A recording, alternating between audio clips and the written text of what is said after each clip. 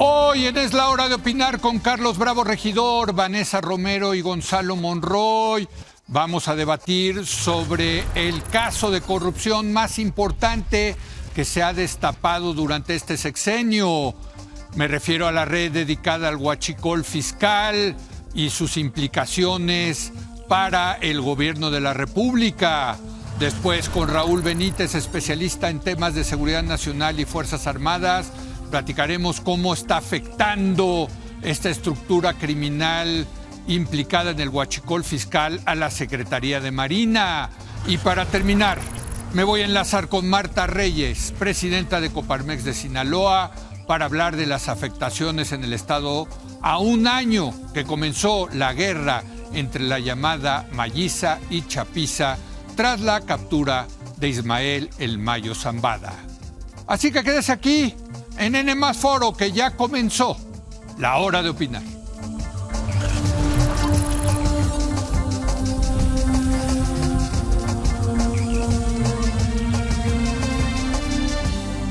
Muy buenas noches. Continúan las investigaciones por el caso del huachicol fiscal. Es una de las grandes notas de este sexenio, sin lugar a dudas.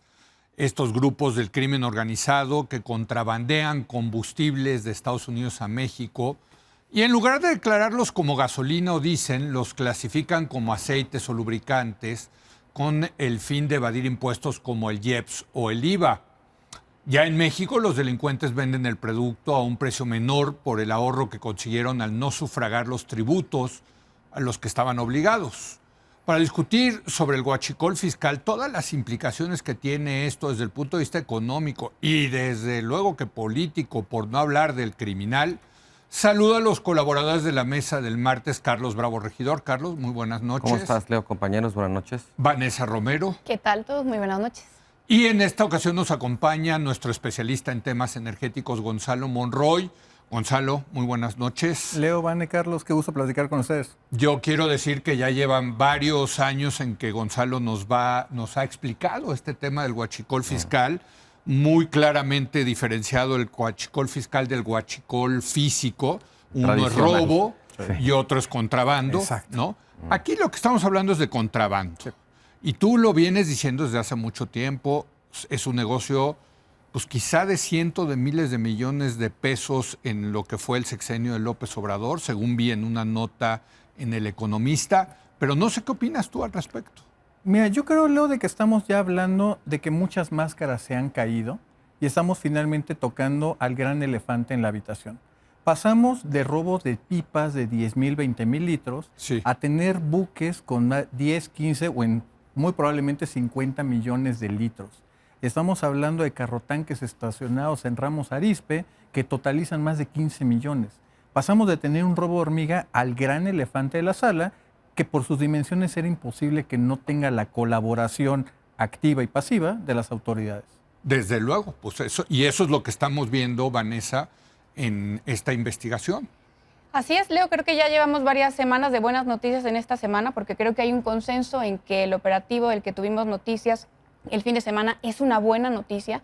Es el golpe más importante al crimen organizado que le ha dado Claudia Sheinbaum en los 11 meses que lleva de gobierno. Sí. Y también se menciona cómo este operativo, el que tuvimos conocimiento, marca una clara diferencia entre la política de seguridad de Andrés Manuel López Obrador y de Claudia Sheinbaum. Empiezo por lo primero en torno a la buena noticia.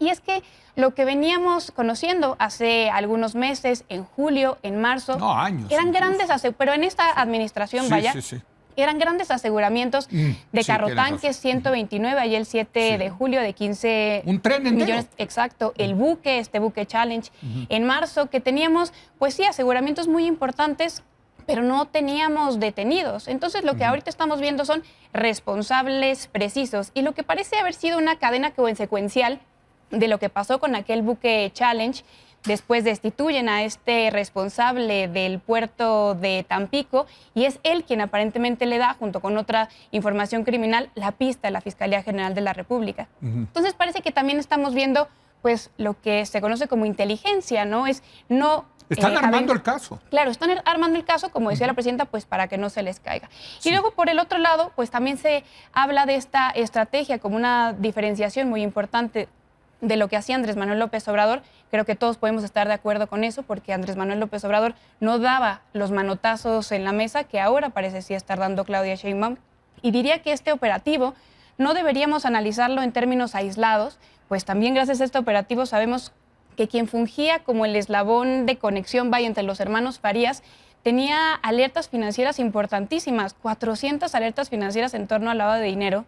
Sabíamos que había gastado millones en tarjeta de crédito y esto no ¿A podemos... quién te refieres, perdón? Pues a una persona que era el eslabón financiero entre los dos hermanos Farías, entre el vicealmirante y este otro mando inferior. Claro, el que arreglaba coordinar el contrabando, digamos, ¿Es el físico. capitán en retiro? Así es, el capitán en retiro. Y bueno, lo que sabemos es que las alertas financieras que debieron estar funcionando, pues a nadie le prendieron ningún foco rojo. Entonces hablo de que no puede ser considerado como un esfuerzo aislado, pues el nombramiento del nuevo titular de la Unidad de Inteligencia Financiera, por cierto, muy cercano a Omar García Harfuch, Omar Reyes Colmenares, pues que trabajaba con Harfuch siendo titular de Prevención y Reinserción de la Secretaría de Seguridad Ciudadana, o la modificación de la ley antilavado también hace unos meses. Parecen esfuerzos coordinados desde el Ejecutivo para atacar ese tipo de delitos financieros. O sea, siguieron el viejo consejo de sigue el dinero, follow the money, Carlos. Mira, yo quiero dar un pequeño giro, Leo, A ver, venga. porque yo creo que aquí hay una muy mala noticia, Mira. que es la caída del mito de que las Fuerzas Armadas, llámese el Ejército, llámese la Marina, pueden servir como blindajes contra la corrupción. Pero no era un mito. Bueno, era un mito dentro de... Muchos lo dudaban. No, bueno, no digo que tú lo hayas suscrito, pero yo creo que sí formaba parte de la mitología del obradorismo y se utilizó, de hecho, con mucho éxito para justificar, digamos, en este caso concreto, entregarle a la Marina los puertos, entregar a las Fuerzas Armadas las aduanas, el transporte de combustible, muchísimas cosas. Y creo además que esto también nos sirve para darnos cuenta de que, uno, las Fuerzas Armadas no son inmunes, no son un blindaje, y de hecho, si las expones o si las proteges blandiendo tan discrecionalmente como se blandió durante el sexenio anterior, criterios de seguridad nacional, ¿no? Para que actúen en la opacidad y sin obligaciones de rendición de cuentas o de transparencia, y más todavía si amplías el catálogo de responsabilidades, de encargos que tenían, de una manera que fue tan rápida, tan abrupta, tan poco institucionalizada, ¿no? Cuando los pones a manejar, pues no solamente los presupuestos tradicionales de la Secretaría de la Defensa, de la Secretaría de la Marina, sino multitud de funciones, programas, ¿no? Ya decía, los puertos, los aeropuertos, las aduanas, el control migratorio, la seguridad pública, la transportación de combustible, todo eso implica más oportunidades para corromperse, ¿no? Y son humanos. Yo creo que aquí, yo recuerdo mucho un libro sobre toda la corrupción de Duarte en Veracruz en el sexenio de Peña Nieto, que decía que Duarte tenía un dicho que repetía mucho, que era: en arca abierta hasta el santo peca. Y en este caso, el arca estaba abierta porque estaban protegidos por criterios de seguridad nacional, y además resulta que en el arca había un montón de oro, entonces pues mayor la tentación a pecar. Oro negro. Y todavía más, déjame ir más lejos. O sea, yo creo que políticamente durante el sexenio anterior hubo un esfuerzo muy deliberado por integrar a las Fuerzas Armadas dentro de lo que podríamos llamar el lado correcto de la historia, ¿no? Y de ese modo también otorgarles un manto de impunidad respecto a la vieja sospecha histórica que siempre pesó sobre las Fuerzas Armadas, digamos, para no ir demasiado lejos, del 68 para adelante. Lo que quiero decir aquí, y esta es la mala noticia, es que la militarización no acabó con la corrupción, expuso a las Fuerzas Armadas, Ejército, Marina, a nuevas oportunidades de corromperse, con un entorno particularmente exitoso para habilitar la corrupción y también para ser encubiertas. Al final, lo que hizo la militarización en ese sentido fue crear un ambiente mucho más propicio y mucho más voraz, no nada más para la corrupción, sino para la impunidad. Y aquí tengo que decirlo, hay que ser justos, que en esta mesa lo estuvimos diciendo una y otra vez, que era un mito eso de que las Fuerzas Armadas no se corrompían, que al revés, y lo que íbamos a ver es que iban a como humanos que son con esas tentaciones. Son tentaciones, Absolutamente. ¿no? Ahora, ¿cómo resuelves esto? O sea, es que yo entre más leo sobre el caso, más me doy cuenta de que este es un negocio que yo no sé cómo vayan a resolver el tema del huachicol fiscal, la verdad. Es un problema gigantesco y creo que vale la pena incluso hacer algunos matices. Y coincido con lo que han dicho mis compañeros, Sí. pero especialmente hay que entender, la caja sigue abierta. ¿Ah? Ahorita todavía tenemos este caso, porque es solamente un caso, Sí. que estamos hablando de la Marina en los puertos de Guaymas, Sí. Ensenada y Tampico. Nos falta conocer lo que está pasando por la parte de los trenes, que es responsabilidad de Guardia Nacional y del Ejército. Nos hace falta hablar de la corrupción de Guardia Nacional en las carreteras, sobre todo en el transporte de hidrocarburos, y sí, la tolerancia de la venta de los productos ilegales en todas las carreteras. Que lo del país. vemos todos los días cuando circulas. Obviamente entender de que ahorita tenemos finalmente un caso donde se está hablando de funcionarios en activo. Nos falta hablar de toda la cadena que pasó. Como muy bien ahorita mencionaba Vanessa, tenemos que hablar de que, inteligencia financiera, la UIF, ¿qué está haciendo hoy para ver, por ejemplo, al director de la investigación de aduanas, Tonatiuh Márquez, que le compró un departamento gigantesco en Polanco a un coronel? La pregunta que tenemos que hacernos es, ¿cómo un coronel llegó a tener un departamento de esas dimensiones en Polanco? ¿Y cómo se lo compra un responsable de aduanas? Efectivamente. Los dos. Estamos hablando de que es tan grande el problema que no se limita únicamente a este pequeño éxito. Tendremos que estar viendo una parte mayor. Hoy me encantaría ver justamente en el debate de la opinión pública e incluso obviamente de las élites que gobiernan este país, ¿cuál es el rol? ¿Vamos a regresar a los marinos, a los soldados, a las opciones militares y regresamos a la parte civil o seguimos comprando el cuento? No, pues seguimos. Tú lo has apuntado muy bien, Leo. Esto no es tanto de que si tienes el manto de la impunidad a través del uniforme militar o civil. ¿Cómo vamos a resolver este problema? Y el problema es muy complicado. Físicamente no podemos revisar todos los contenedores, todos los barcos, todos los trenes, porque físicamente no se puede.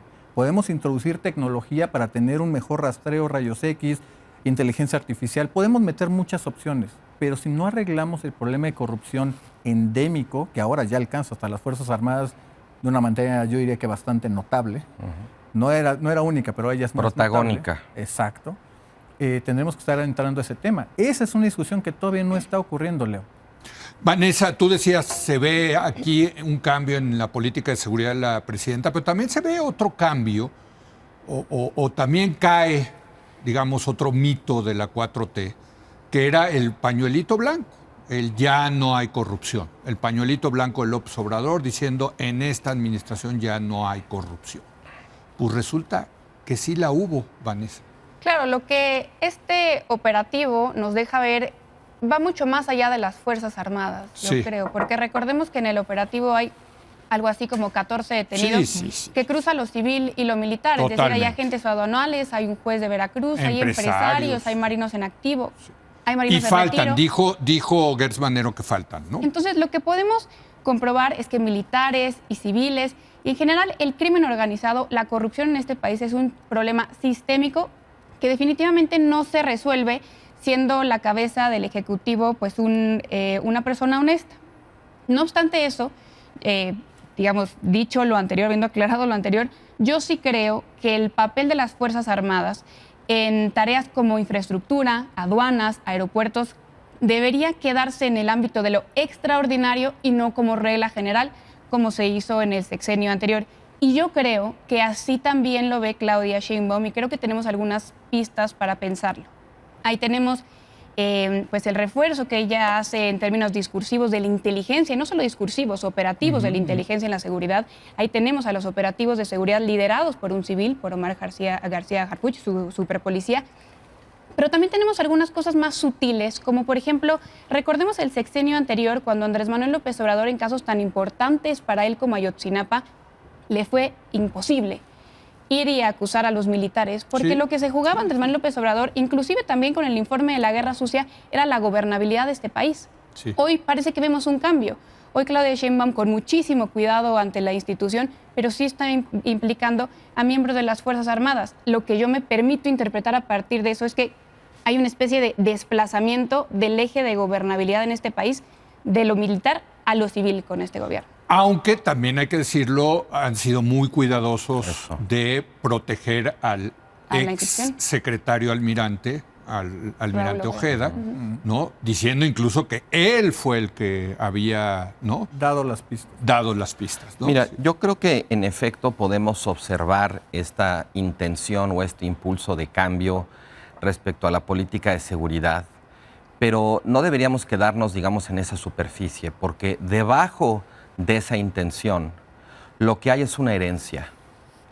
Y a la hora de tratar de trazar una diferencia que separe a la administración de López Obrador de la de Claudia Sheinbaum, pues también vamos a tener que vernoslas con todo lo que sí tienen que ver una administración con la otra.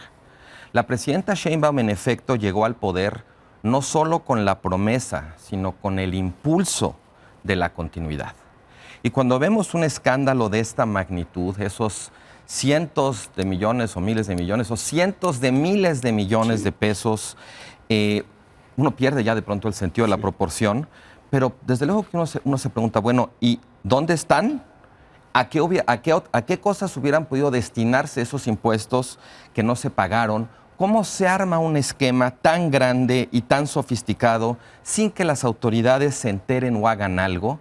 La vieja dicotomía que yo le escuché por primera vez al obradorismo cuando hablaban de García Luna, de aquí hay de dos: o no te enteraste y fuiste negligente, o te enteraste, no hiciste nada y eres cómplice, ¿no?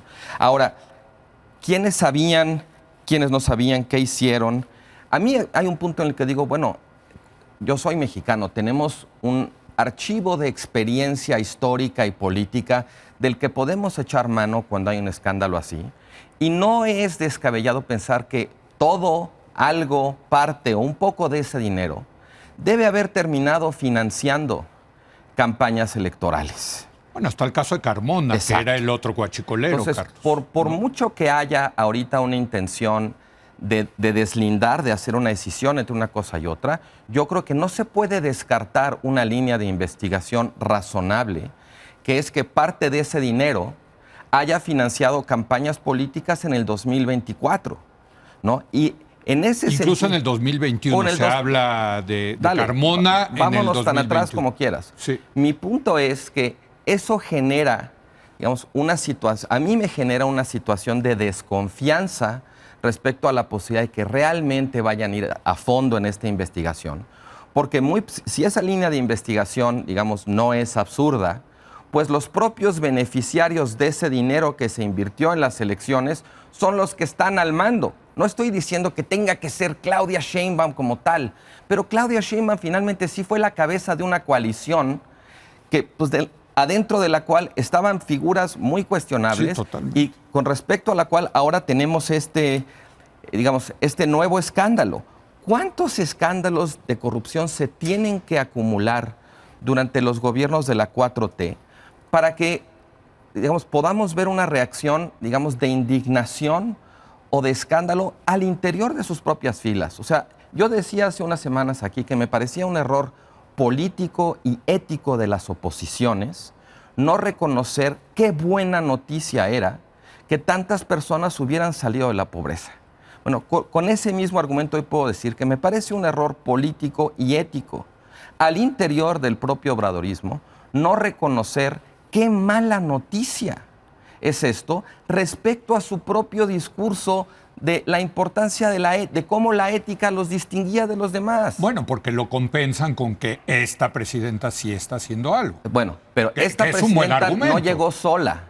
Sí. O sea, aquí la cuestión es que el enemigo está adentro, la complicidad y la negligencia están adentro. Yo no estoy queriendo responsabilizar a la presidenta, pero la presidenta no gobierna sola. Aquí hay una coalición hegemónica que gobierna de cierta manera, que se financia de cierta manera, y este escándalo, me parece, apunta directamente a la posibilidad de que, pues, algo de ese dinero, poco, mucho, lo que sea, pues haya terminado ahí.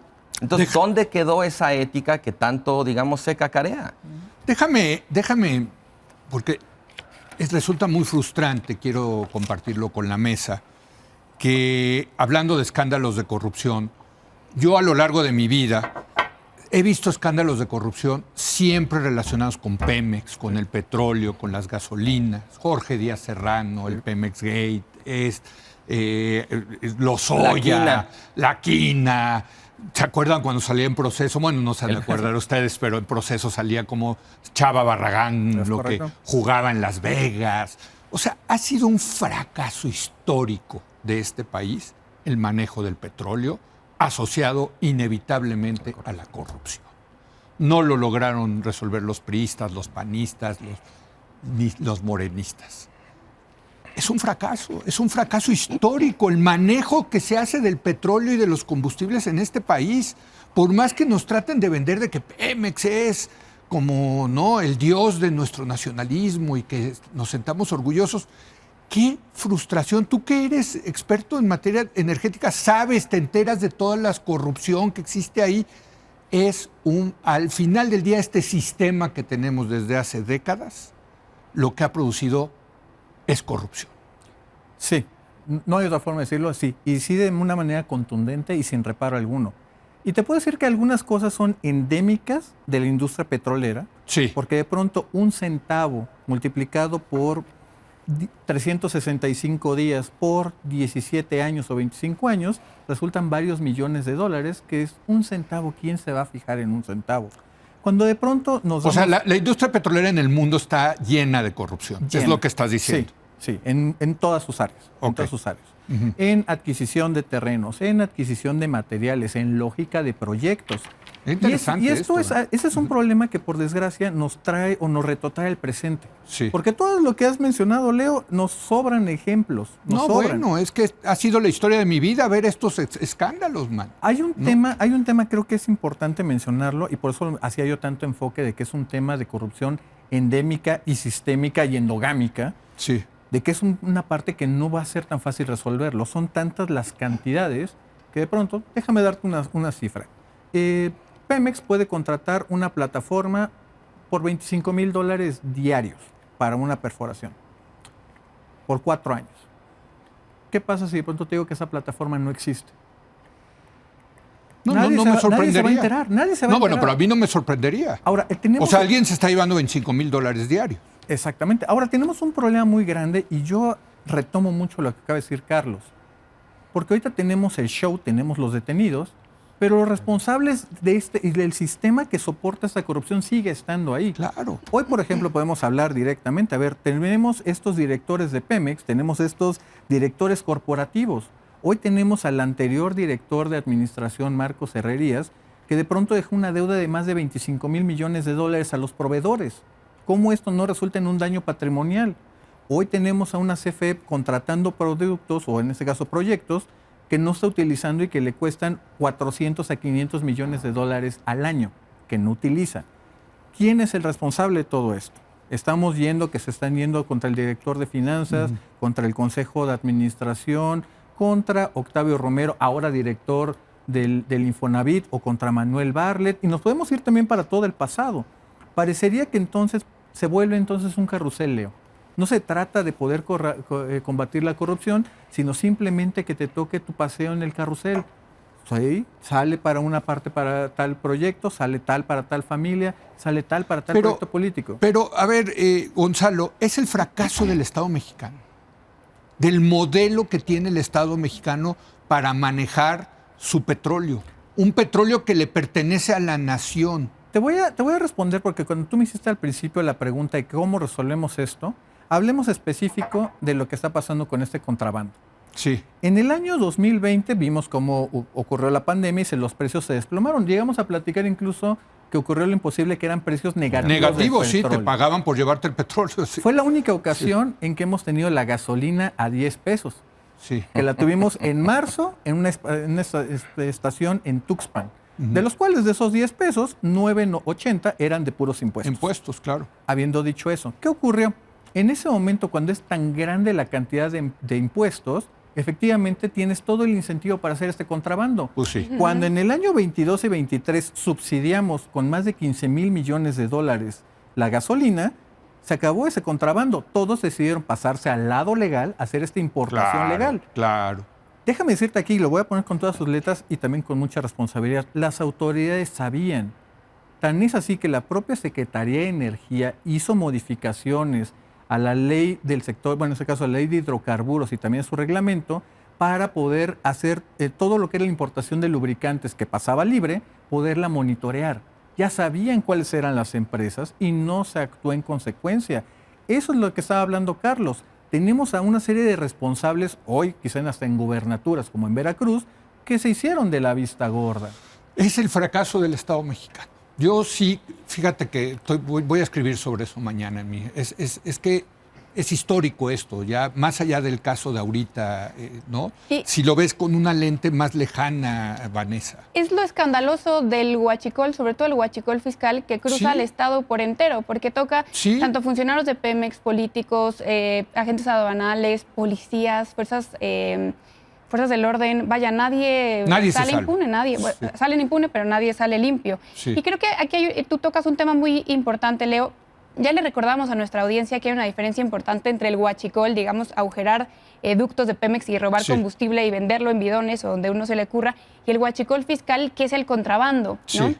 Aquí lo que tendríamos que entender es que con el huachicol fiscal no le estamos robando dinero a Pemex, sino No, a los a mexicanos, las arcas claro, públicas, sí, al sí, Servicio de Administración Tributaria. Sí, sí. Entonces yo creo que si entendemos esto, podemos entender la relevancia de este tipo de operativos para Claudia Sheinbaum, porque no solo deberíamos leerlos en clave seguridad, sino en clave ingresos, en clave recaudación.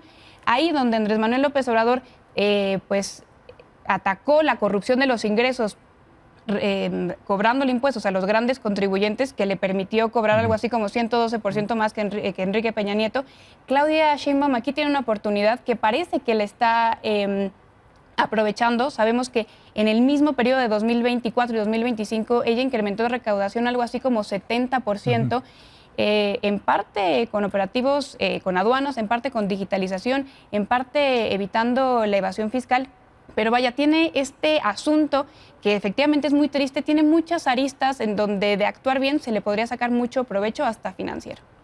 Es que yo me acuerdo de las famosas historias que para ver a un subdirector en Pemex te pedían una la nota. O sea, es que es, $10,000, derecho de todavía, se dice que todavía ocurre de esas cosas, pero es el fracaso del Estado mexicano. Mira, Leo, o sea, no- o estoy exagerando. No son todos los días que la fortuna me brinda la oportunidad de citar un poema como parte del análisis político. Muy bien. Así es que no voy a dejar pasar esta oportunidad. Venga. Ya que tú decías, pero es que es el fracaso de un modelo del Estado. Hay un pequeño verso en el poema Suave Patria de López Velarde que dice: el niño Dios te escrituró un establo y los veneros de petróleo el diablo. Digamos, Famosa, nuestra famosa. versión bajío Sí, de la sí. famosa enfermedad holandesa. Sí, sí, Pero sí. mira, yo quisiera decir un par de cosas para terminar. La primera es que yo no soy tan optimista porque creo que si fuera cierta esta hipótesis que tú dices de que López Obrador no tocó al ejército o no fue a fondo contra el ejército por un tema, por preocupaciones respecto a la gobernabilidad del país, vamos a dar eso, digamos, como por válido. Yo me pregunto, ¿es sensato esperar que Claudia Sheinbaum toque al huachicol, fiscal o al otro, ¿no? A pesar del tema o de la preocupación de la gobernabilidad de su propia coalición? Hoy en día estamos mucho más débiles como país en términos institucionales para enfrentar un desafío como este que lo que estábamos al final del sexenio de Enrique Peña Nieto. O sea, parte de una herencia, otra herencia maldita del sexenio de López Obrador que le cae en las manos a Claudia Sheinbaum es, digamos, la captura, la neutralización o la desaparición de instituciones que servían en términos de escrutinio, en términos de exigencia, en términos de vigilancia. Pues no Oye, mucho. el INAI ya no, bueno, lo poco que servían, ya no tenemos ni eso, Leo. O sea, estábamos en Guatemala Sí. y transitamos a Guatepeor, ¿no? Entonces, yo digamos, no diré que lo de Claudia Sheinbaum sea pura faramalla, que no tenga quizás la voluntad o la intención de hacerlo. No lo sé, no la conozco, no sé cómo piensa. Lo que quiero decir es que como país, o volviendo a tu término, el Estado mexicano hoy tiene menos instrumentos, menos fuerza y menos capacidad para encarar un reto como este que la que tenía en 2018.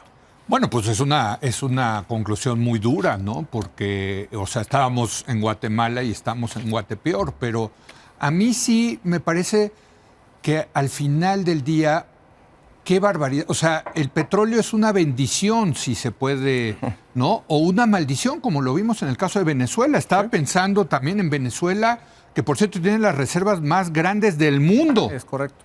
¿no? Y ve cómo está ese país, ve cómo está ese país. Y tiene mucho que ver con el petróleo, Gonzalo, ¿no?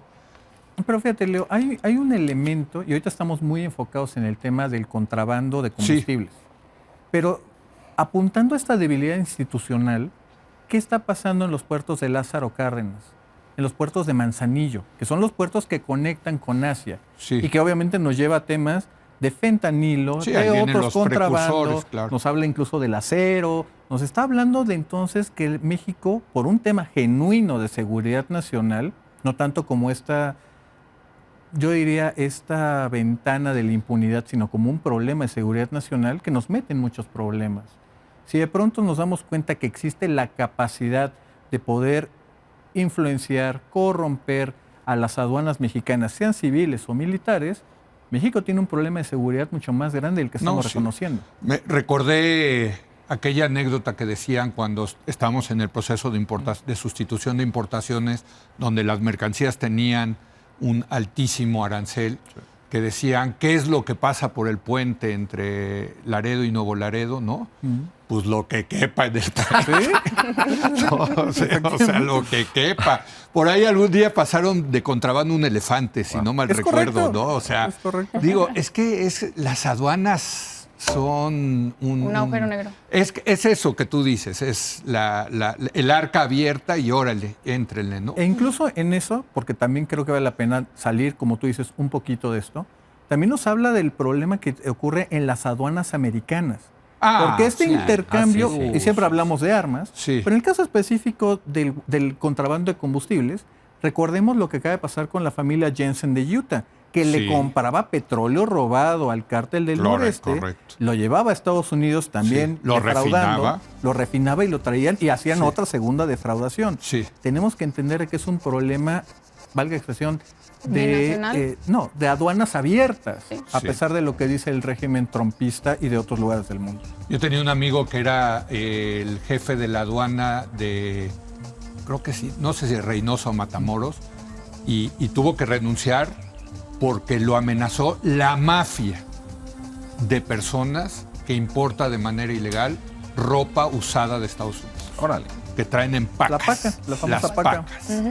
Digo, uno nunca se imagina que ahí hay un negocio enorme, ¿no? Que entra de Millonario. contrabando y pues se tuvo que ir. Imagínate el petróleo. Imagínate el petróleo. Pero en fin, pues muchas gracias, Al Gonzalo, contrario. muchas gracias por venir a ilustrarnos. Gracias a Carlos Gracias a el ustedes. poeta y gracias a Vanessa. Muchas gracias. Vamos a hacer una breve pausa y voy a hablar ahora con Raúl Benítez. Él es experto en el tema castrense, en el tema militar, para hablar del impacto que va a tener esto en la Marina, en la Armada Marina de México. Regresamos.